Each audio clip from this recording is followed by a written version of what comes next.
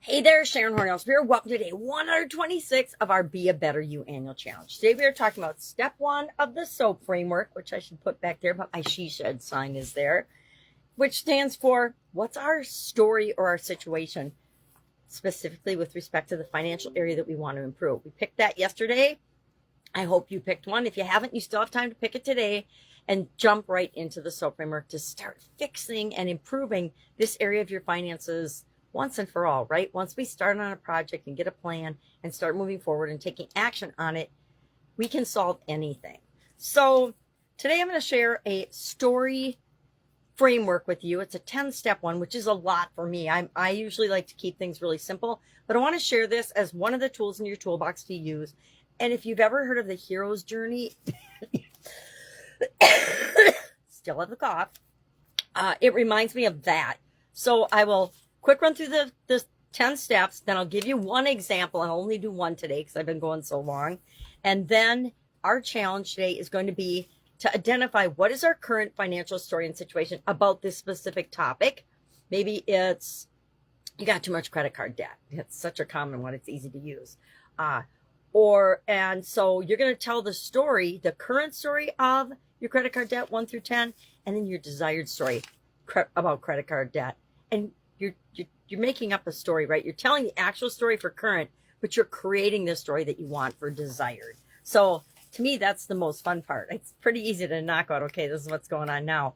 Usually we'll just do a paragraph, but I want to give you some more tools for creating stories because stories are such a powerful way to communicate with other people. Almost all of us can relate to a story of too much credit card debt or having a bad investment or not having, living paycheck to paycheck or not having enough money at the end of the month, etc. Remember my first job in college, I went from, being a college student and working on the side to just my new job out of college. And I got paid once a month.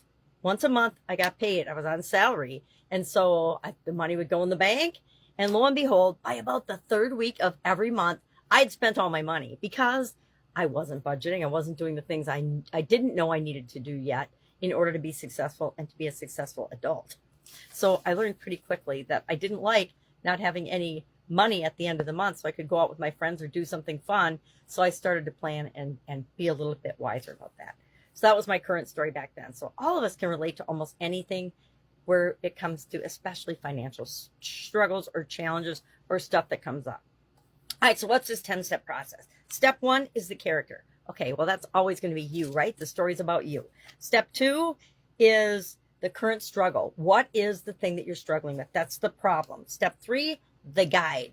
Somebody's going to come along. Maybe it's me, maybe it's someone else who's going to help guide you into finding insights. A mentor or somebody's going to come along in the story.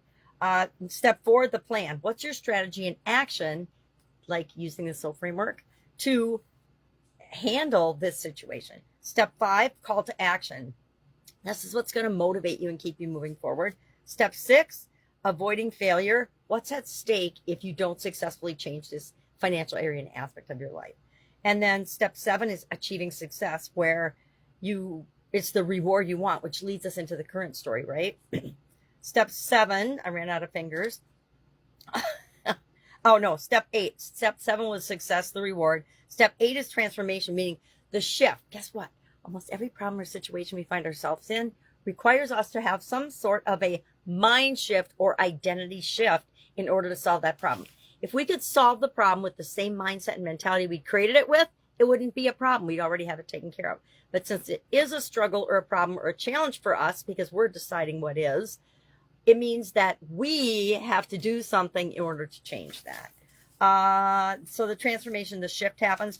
Then we adopt a new belief, step 9. And that's when we have an absolute positive breakthrough. 2, step 10, sharing the story to inspire others. How do we achieve this? How do we do this? So let's look at Sarah's story. She wants to go from surviving to thriving. And I'm going to grab a magnifying glass so I can actually see her story and what she's sharing.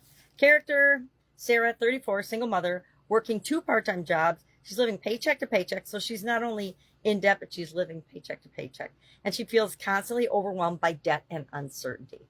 The problem, her financial life is chaotic. Sarah has $12,000 in credit card debt, 0 savings, and no retirement plan.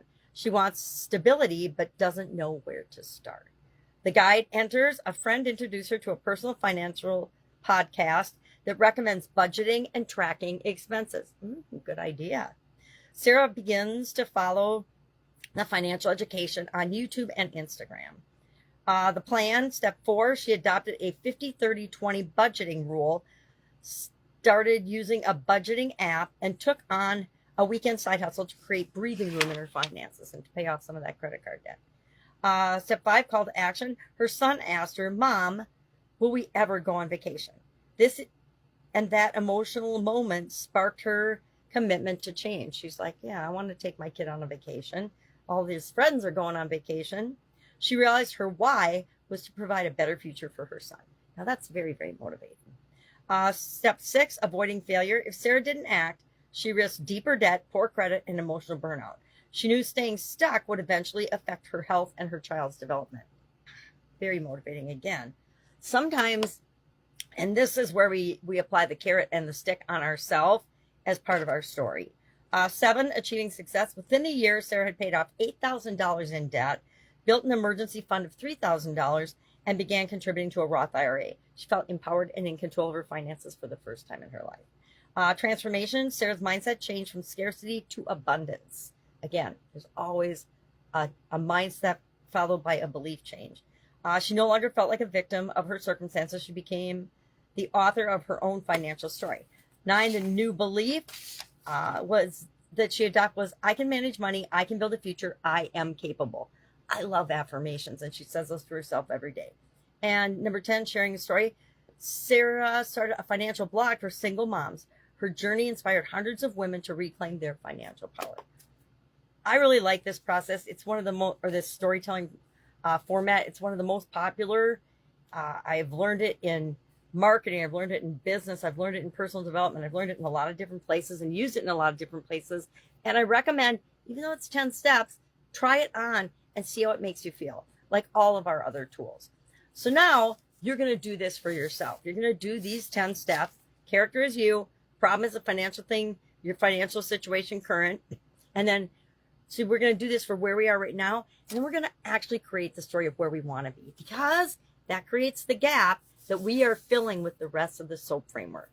Any questions about this? Hit me up and ask. If you want me to put a write-up of this, at least the 10 steps in the comments below, just ask and I will send them to you, or put them in the comments below.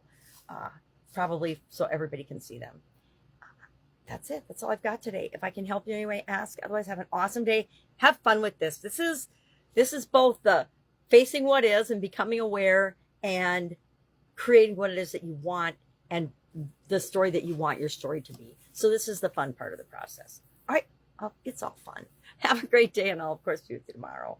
Bye.